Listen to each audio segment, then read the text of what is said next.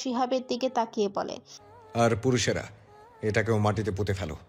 তারপর যতক্ষণ না সে মরে ততক্ষণ পাথর মারো। এরপর লাশ বাজারের বড় গাছের সাথে ঝুলিয়ে দিও, যাতে আগামী 100 বছর এই গ্রামে আর কেউ এমন কাজ করার সাহস না পায়। গ্রামের বুক কাঁপিয়ে মুহূর্তের মধ্যে ঝাঁপিয়ে পড়ল উত্তেজিত জনতা। রাগে ফেটে পড়া চোখ, কণ্ঠে তীব্র ধ্বনি, তাদের থামানোর ক্ষমতা কারণেই। এহসানের কথায় নয়, এটাই এই গ্রামের অলঙ্ঘনীয় নিয়ম। কোনো পুরুষ যদি কোনো নারীকে অসম্মান করে তবে তার শাস্তি মৃত্যু। বড়দের কণ্ঠে এ কথার উচ্চারণ মানে চূড়ান্ত আদেশ। বিচার চলতে দেরি হয় না। উন্মত্ত জনতা ফাঁসির দড়ি গাছের ডালে ঝুলিয়ে দেয়। বাতাস ভারী হয়ে ওঠে আতঙ্কে, পাখিরা যেন আর ডাকে না। আর যদি কোনো নারী পরকীয়ায় লিপ্ত হয় তবে অর্ধেক মাটিতে পুঁতে পাথর নিক্ষেপ। এই এক ভয়ঙ্কর শাস্তি। পাষাণ হৃদয়ের মানুষরাও পাথর হাতে নিলে রক্ত হিম হয়ে আসে, কিন্তু এই নিয়ম ভাঙার সাহস কার? আজও সেই নিষ্ঠুর বিচারের আয়োজন করা হয়েছে। ছেলে ও তার মা দুজনকেই পাশাপাশি মাটিতে পুঁতে ফেলা হয়েছে। শুধু মাথা দুটো বেরিয়ে আছে। নিঃশ্বাস নিতে কষ্ট হচ্ছে তাদের। চারপাশে দাঁড়িয়ে থাকা মানুষের চোখে কোনো মায়া নেই, শুধু কঠিন শাসনের প্রতিচ্ছবি। এহসান তাদের সামনে একটি চেয়ারে বসে, তার পাশে দাঁড়িয়ে আছে সেই মেয়ে যার জীবন এতদিন নরকের আগুনে পুড়েছে। ওদের সামনে রাখা হয় পাথর, বড় ছোট শক্ত কঙ্কর। এহসান মেয়েটির দিকে পাথর এগিয়ে দিয়ে বলে, নাও, তুমি শুরু করো। মেয়েটি কাপা হাতে একটি পাথর তুলে নেয়। প্রথম পাথরটি তার হাত থেকে একটু ধীরে পড়ে, কিন্তু এরপর আর সে থামে না। পাগলের মতন একের পর এক পাথরে ছুটতে থাকে। তার রাগ, তার ঘৃণা, তার সমস্ত যন্ত্রণা সে উগড়ে দেয় পাথরের আঘাতে। গ্রামের মহিলারাও যোগ দেয়। তারা পাথর ছুঁড়ে মাটিতে নিচে থাকা সেই নারীকে শাস্তি দেয়। এদিকে গ্রামের পুরুষেরা শিহাবকে পাথরের আঘাতে থেতলে দেয়। ওরা চিৎকার করতে থাকে, কিন্তু এহসান বজ্রকণ্ঠে গর্জে ওঠে, নারীর অসম্মান যে করবে তার একটাই প্রাপ্য, যা হলো এমন ভয়ানক মৃত্যু।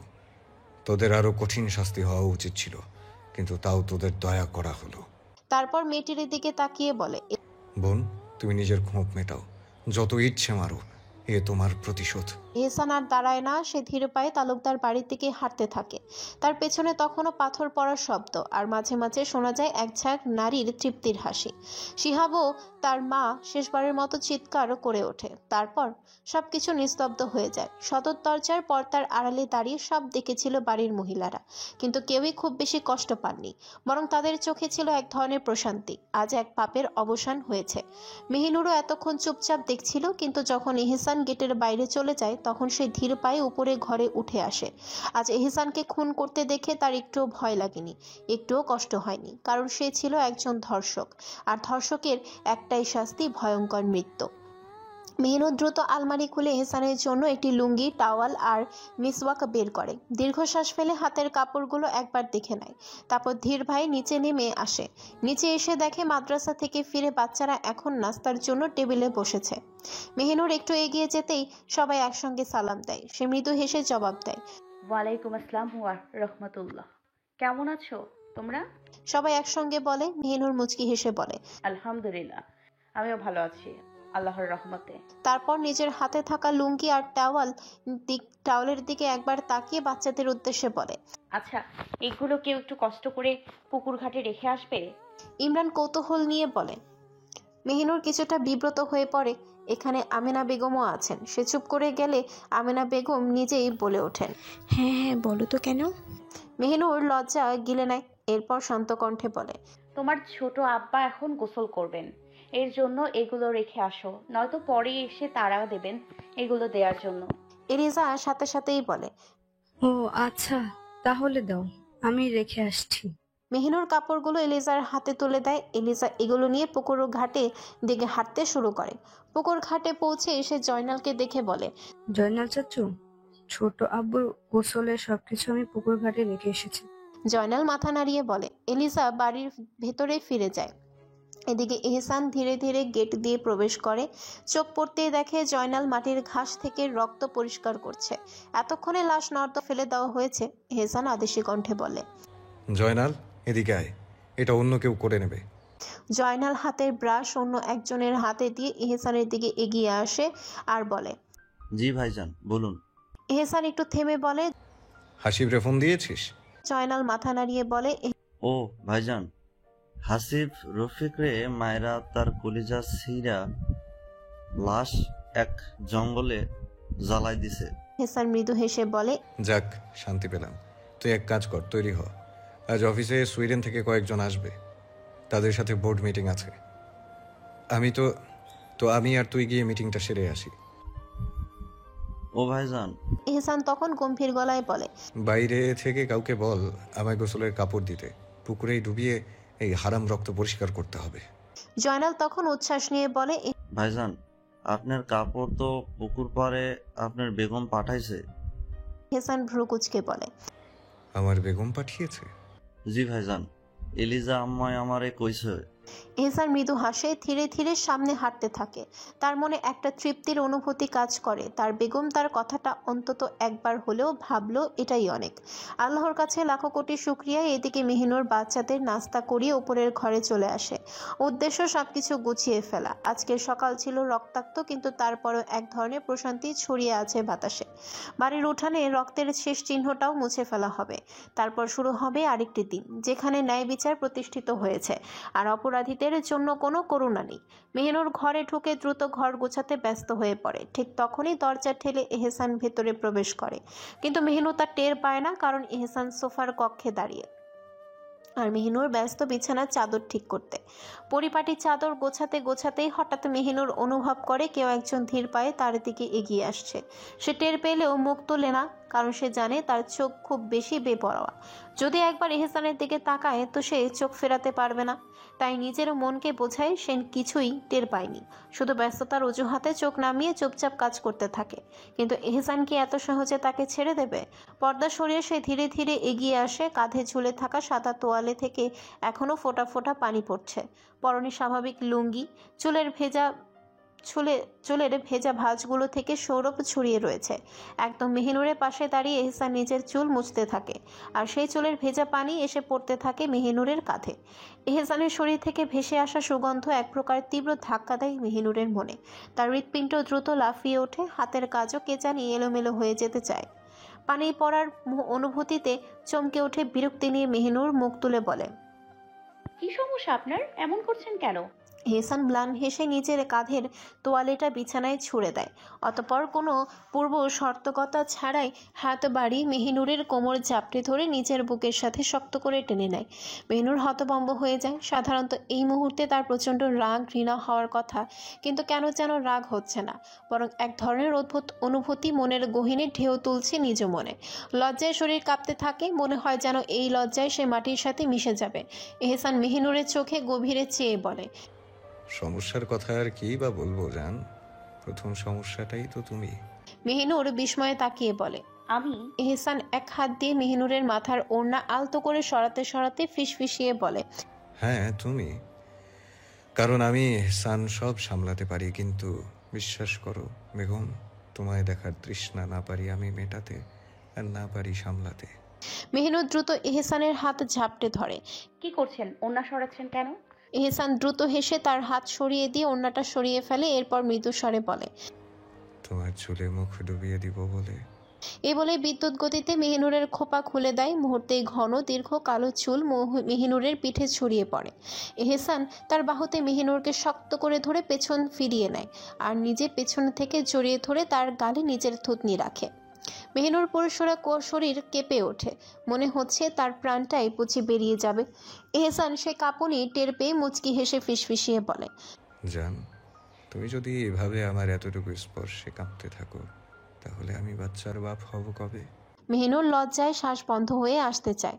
সে জোরে জোরে শ্বাস টেনে নিজেকে সামলাতে চেষ্টা করে, তারপর অস্পষ্ট কণ্ঠে বলে, ছাড়ুন, অসভ্য, ছাড়ুন বলছি। এহসান মেহিনুরকে আরো শক্ত করে জড়িয়ে ধরে হেসে বলে, বউয়ের সাথে অসভ্যতা না করে কি পাড়ার লোকের সাথে করব আমি অসভ্যতামি? আমার বোকা নারী। মেহিনুর এহসানের নিচের কোমর পেঁচিয়ে শক্ত করে বাঁধা দুই হাত খামচে ধরে বলে, ছাড়ুন বলছি। কিন্তু এরপর আর কিছু বলার সুযোগ পায় না সে, কারণ পরম মুহূর্তেই এহসান নিজের উষ্ণ ঠোঁট ডুবিয়ে দেয় মেহিনুরের ঘাড়ে। মেহিনুর স্তব্ধ হয়ে দাঁড়িয়ে থাকে, তার শির দ্বারা বেশ শীতল স্রোত বয়ে যাচ্ছে। এহসানের খোঁচা খোঁচা দাড়ি তার গায়ে বিচ্ছে তীক্ষ্ণ সূচের মতো। এহসান ধীরে ধীরে মুখ তুলে নিয়ে মেহিনুরের চুলের মধ্যে মুখ গুজে দেয়। গভীর নিঃশ্বাস নেয়, যেন সেই চুলের সুগন্ধ তার সমস্ত অস্তিত্বে ছড়িয়ে দিতে চায়। তারপর মৃদু তীব্র আবেগ মেশানো গলায় ফিসফিসিয়ে বলে, তোমার এই চুলের ঘ্রাণ পাগল করে দেয় আমায়। তীব্র থেকে তীব্রতর হয়ে ওঠে তোমার প্রতি থাকা আমার ভালোবাসার অনুভূতি। মেহিনুর পাথর হয়ে দাঁড়িয়ে থাকে, কিছু বলতেও পারছে না, নড়াচড়াও করতে পারছে না, যেন সময় থেমে গেছে। এহসান নিজের মুখ মেহিনুরের গলার দিকে এগিয়ে নিয়ে আসে আর মেহিনুরের গাল আর গলায় নিজের নাক ঠেকিয়ে নেয়। এতে মেহিনুর বিদ্যুৎ আঘাত পাওয়ার মতো কেঁপে ওঠে। এহসান মেহিনুরকে আরো শক্ত করে জড়িয়ে ধরে বলে, ভীষণ ভালোবাসি তোমায় আমি, ভীষণ, আমার স্নিগ্ধ ফুল, ভীষণ ভালোবাসি। মেহিনুর মুখ খুলে তবে তাচ্ছিল্যের সাথে বলে, জোর করে যা ভালোবাসা তা বেশি নিন। এই দুদিনের দুনিয়ায় আখিরাত তো আর পাবেন না আমায় জোর করে নিজের করে রেখে দিতে। এহসান মৃদু হেসে নিজেকে সামলিয়ে বলে, ওহে আমার বোকা নারী, তোমায় আমি দুনিয়াতেও চাই, আখিরাতেও চাই। মেহিনুর তাচ্ছিল্যে বলে, দুনিয়ায় নিজের জোর খাটিয়ে পেয়ে গেছেন আমায়, কিন্তু আখিরাতে তো আর জোর খাটাতে পারবেন না এহসান তালুকদার। এহসান তার গাল থেকে মুখ সরিয়ে নিজের মুখ মেহিনুরের ঘাড়ে বুজে দিয়ে বলে, তোমায় আমি নিজের উপরে চিরস্থায়ী চাই। তোমায় আমি দুনিয়ায় নিজের জোর খাটিয়ে নয়, আল্লাহর কাছে ভিক্ষে চেয়ে নিয়েছি। জোর একমাত্র আল্লাহর কাছে আছে, আর কারো নয়। আল্লাহ আমার প্রতি দয়া করেছেন বলেই আমি এহসান তোমায় নিজের করে পেয়েছি। তাই আখিরাতেও না হয় আমি আমার মাবুদের কাছে তোমায় ভিক্ষে চেয়ে নেব। মেহিনুর স্তব্ধ হয়ে যায়, কিছু বলতে পারে না। এমন কথার উত্তর আর কী বা দিবে। এহসান তাকে ছেড়ে দিয়ে নিজের দিকে ঘুরিয়ে নেয়, তারপর নিজের ঠোঁট মেহিনুরের কপালে স্পর্শ করায় আর তার মুখশ্রীর প্রতি এক প্রেমময় অনুভব করিয়ে দেয়। মেহিনুর বারবার কেঁপে ওঠে, তবে তার কিছু বলার উপায় নেই। সে চুপচাপ দাঁড়িয়ে থাকে। সে একটু হলেও অনুভব করে এহসান তাকে ভীষণ ভালোবাসে। এহসান মেহিনুরকে নিজের বক্ষে আঁকড়ে ধরে নেয়, তারপর তার পিঠে হাত বুলিয়ে দিয়ে বলে, হয়তো তুমি আমায় ভীষণ ঘৃণা করো, ভীষণ, তবে এতেও আমার শান্তি, কারণ আমার শুধু তোমায় লাগবে। এবার তুমি আমায় ভালোবাসো অথবা ঘৃণা করো, তাতে আমার কিচ্ছু যায় আসে না। আমি শুধু তোমাকে চাই, শুধু তোমায়। শান্তি বাঁচার জন্য হলো এহসান এরপর মেহিনুরকে ছেড়ে দেয়, কারণ তাকে অফিসে যেতে হবে। অনেক দেরি হয়ে যাচ্ছে। মেহিনুর কিছুটা স্বস্তির নিঃশ্বাস ফেলে। এহসান বলে, আমার জন্য খাবার নিয়ে এসো, আমি বের হব। আর আমার স্যুট কোট এসব বের করে দিয়ে যাও। মেহিনুর তেরামি করে বলে, আপনার স্যুট আমি কেন বের করব? আপনার কাজ আমি কেন করব? এহসান ধমক দিয়ে বলে, বউ হোস তুই আমার কাজ তুই করবি না তো পাড়ার লোক করবে? বেয়াদব নারী, একটু আদবে এলি না। ব্যাস। মেহিনুরের মনটা বিষাদ হয়ে ওঠে। এহসান কেন ধমক দিল তাও কিছুটা সাহস নিয়ে বলে, আমি করব, আপনার সব কথা শুনবো, তবে আমায় এহসান বুঝে যায় মেহিনুর কি বলতে চায়, তাই ধমক দিয়ে বলে, খবরদার, এখন যদি বলিস হাসপাতালে নিয়ে যেতে, তো তোর একদিনকে আমার যতদিন লাগে ততদিন। এহসানের এমন ধমক শুনে মেহিনুরের মুখে অন্ধকার নেমে আসে আর নিচু গলায় বলে, একটা বার নিয়ে যান না। আমি সত্যি বলছি আপনার সাথে যাব, আর আপনি যেন আমাকে নিয়ে যেতে দেন। এহসান তাচ্ছিল্য করে বলে, হ্যাঁ নিয়ে যাব তোমায় আমি, আর গিয়ে তুমি আমার থেকে চলে যাওয়ার ধান্দা করবে। এসব হবে না আমার বাচ্চার মা। যাও তাড়াতাড়ি কাপড় চোপড়গুলো বের করে দিয়ে আবার স্যুটগুলো বের করে দাও। মেহিনুরের ভীষণ রাগ হয়, তাই দাঁতে দাঁত চেপে বলে, দেখবেন, দেখে নিন আপনি আমায় ভালোবাসেন না, বলেছেন তো ভালোবাসেন। এটা যদি সত্যি হয় তবে দেখে নিয়েন, একদিন আমিও আমার আব্বার মতো আধমরা হয়ে হসপিটালে পড়ে থাকবো, আর আপনি আমায় দেখতে ছটফট করবেন, কিন্তু আফসোস পারবেন না দেখতে, যেমন আমায় দিচ্ছেন না দেখার সুযোগ। মেহিনুরের এমন কথা মুখ থেকে বের করতে দেরি হয়, তবে ঠাস করে এহসান তার গালে থাপ্পড় বসিয়ে দিতে দেরি করেনি। এহসানের থাপ্পড় খেয়ে মেহিনুরের পৃথিবী যেন ঘুরতে থাকে। মনে হয় ঘরের দেয়ালগুলো ধসে পড়বে এবং মেহিনুর পড়ে যাবে। ঠিক তখনই এহসান তার বাহু চেপে ধরে, দাঁত চেপে বলে, খরগোশের বাচ্চা, যদি এমন কথা আর মুখ দিয়ে বের করেছিস তো আমি তোকে নিজে আধমরা করে দেব। সাহস হয় কি করে তোর এত বড় কথা বলার? জিভ কেটে ফেলবো আর যদি এমন বাণী আমি শুনি। মেহনুর নিজেকে সামলাতে চেষ্টা করে, কিন্তু তার চোখ থেকে অশ্রু ঝরে পড়ে। সে টিপে চোখে পানি মুছে বলে, একটা কথার জন্য মারলেন? এহসান মেহনুরের থুতনি আলতো করে ধরে গম্ভীরভাবে বলে, হ্যাঁ মারলাম। তোর স্বভাবে তুই মার খেয়েছিস, আমার কিছু করার নেই। যা গিয়ে খাবার নিয়ে আয় আমার জন্য। এ বলে এহসান মেহনুরকে ছেড়ে না দিয়ে নিজের ঠোঁট ডুবিয়ে দেয় মেহনুরের সেই গালে, যে গালে সে থাপ্পড় মেরেছিল। বারবার কয়েকবার গভীরভাবে নিজের ঠোঁট ছুঁয়ে এহসান মেহনুরের গালকে স্পর্শ করে, তারপর মেহনুরকে ছেড়ে দিয়ে বলে, খাবার নিয়ে আয়। মেহনুর আর এক মুহূর্ত দেরি করে না, বিলাইয়ের মতো চোখের জল চুপি চুপি মুছে ঘর থেকে বেরিয়ে যায়, উদ্দেশ্য এহসানের জন্য খাবার নিয়ে আসা। এহসান মেহনুর চলে যাওয়ার পর দীর্ঘশ্বাস ফেলে বলে, তোমায় যে কি করে সামলায় একমাত্র আল্লাহই জানেন। এই বলে সে কাপড় রাখার কক্ষে প্রবেশ করে, উদ্দেশ্য অফিসে যাওয়ার প্রস্তুতি নেওয়া। মেহনুর কিছুক্ষণ পর খাবার নিয়ে আসে, কক্ষে এসে দেখে এহসান বেরিয়ে আসছে কাপড় রাখার কক্ষ থেকে। মেহনুর এক নজর তাকায় এহসানের পানে, যার পরনে আজ সবসময়ের মতো পাঞ্জাবি পায়জামা নয়, বরং তার পরনে একটি কালো রঙের স্যুট, সাদা শার্ট আর সাথে ম্যাচিং কালো টাই, আর স্যুটের কাঁধে ম্যানফিট ডিজাইনে কাটানো পুরোপুরি পালিশ করা লেদার জুতো এবং হাতের তালুতে একটি সিলভার ওয়াচও রয়েছে। তার উপরে একটি সিল্কের কালো স্যুট কোট, যা নিখুঁতভাবে পরা। তার স্যুটের পকেটে একটি ছোট লাল সিল্কের হ্যান্ডকারচিফ সাবধানে রাখা। মেহনুর নিজের চোখকে সামলিয়ে নেয়, নয়তো এই এহসান তালুকদারকে ভয়ঙ্কর সৌন্দর্যকে দেখে না আবার নিজের চোখই নষ্ট করে নেয়।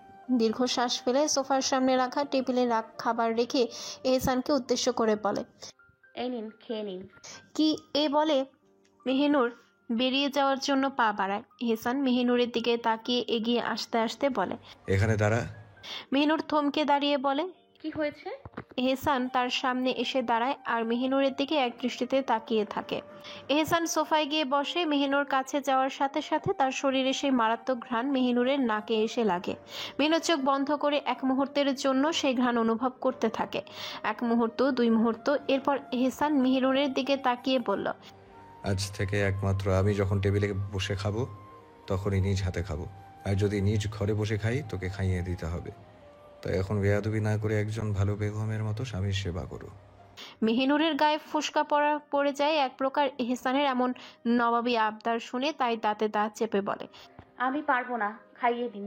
এহসান ওর এমন করা কথা শুনে ধমকের সুরে বলে, আর একটা তেরা কথা বললে এখন খাবার না খেয়ে তোকে খেয়ে নিবো কাঁচা কাঁচা।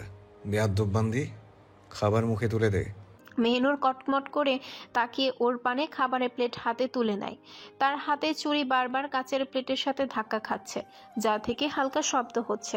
এহসান চোখ বন্ধ করে সে শব্দ উপভোগ করে। আজ তার বেগমকে নিজের বেগম মনে হচ্ছে। মেহনুর এক টুকরো রুটি তরকারির সাথে মিশিয়ে এহসানের দিকে বাড়ালে এহসান মুখ খুলে তা নিজের মুখে তুলে নেয়। মেহনুর বিরক্তি নিয়ে বলে, দয়া করে তাড়াতাড়ি গিলে নিন, আমি পারবো না খাইয়ে দিতে। দয়া করে তাড়াতাড়ি গিলে নিন। আপনার মতো আমার রঙে দিন যাচ্ছে না যে আপনার সারাদিন শুধু খাওয়ারই খাইয়ে দিয়ে কাটিয়ে দেব। এহসান মেহনুরের দিকে তাকিয়ে বলে, তোর এই বেয়াদবি নিয়ে আমি ভীষণ চিন্তায় আছি। পরে আবার তোর মতো বেয়াদব না হয়ে যায় আমার বাচ্চা কাচ্চাগুলো। ভীষণ চিন্তায় ভুগছি আমি, ভীষণ। মেহনুর দাঁতের দাঁত চেপে বলে, কথায় কথায় বাচ্চা বাচ্চা করেন কেন? আর আপনি বাচ্চা পেলেন কোথা থেকে? কাল ভাইজানদেরও মিথ্যে বললেন কেন? এত খারাপ কেন আপনি? এহসান মৃদু হেসে বলে, আজ নয়তো কাল তুই তো আমার বাচ্চার মা হবি, তাই আগেই চিন্তা মাথায় দিয়ে দিলাম। এখন তো আমায় খারাপ বল আর ভালো। মেহনুর রেগে ফুঁসে উঠে বলে, এমন স্বপ্ন কখনো বাস্তব হবে না এহসান তালুকদার। আপনি সারা জীবন নির্বংশ থাকবেন, নির্বংশ। যদি আমায় নিজের বাচ্চার মা বানাতে চান তো। এহসান মৃদু হেসে বলে, চুপ থাক বেয়াদ্দব বান্দি, দেখে নিস তুই হবি আমার বাচ্চা জন্মদাত্রী জননী। এহিনুরের এহসানের মুখে খাবার পুড়ে দিয়ে বলে, এই অসভ্য জবান দিয়ে দয়া করে আর কোনো বাণী বের করবেন না। দয়া করে মাফ করুন। নাউজুবিল্লাহ। মাবুদ, তুমি আশ্রয় দাও আমায়। এহসান আচ্ছা, হাসতে আর কিছু হাসতে বলবো বলে, না। রাতে এসে বলবো, এখন যাওয়ার সময় এসেছে, পানি খাইয়ে দে। মেহনুর বিরক্তি নিয়ে বলে, হাতে কি গজব পড়েছে যে পানিও আমার খাইয়ে দিতে হবে? এহসান ভেবে চিনতে বলে, হ্যাঁ দিতে হবে। আর গজব আমার হাতে না পড়লেও তোর জবানে একদিন পড়বে। এই যে কথাবার্তা বলিস এই জবান দিয়ে। মেহিনুর এহসানের দিকে পানির গ্লাস এগিয়ে দেয় ও ঠোঁটে গ্লাস ঠেকিয়ে দেয়। এহসান নিজে হাতে পানির গ্লাস তুলে নিয়ে বিসমিল্লা বলে 3 বারে পানি খেয়ে নেয়। পানির গ্লাস টেবিলে রাখতে মেহিনুর নিজের হাতে প্লেট টেবিলের ওপর রেখে বা হাত দিয়ে নিজের ওড়না দিয়ে এহসানের মুখ মুছে দেয়, কারণ সে জানে এখন যদি সে ওর মুখ না মুছে দেয় তো সে ঠিকই কয়েকটা অসভ্য কথা বলে মুখ মুছিয়ে নেবে এহসান। মেহিনুর দীর্ঘশ্বাস ফেলে বলে,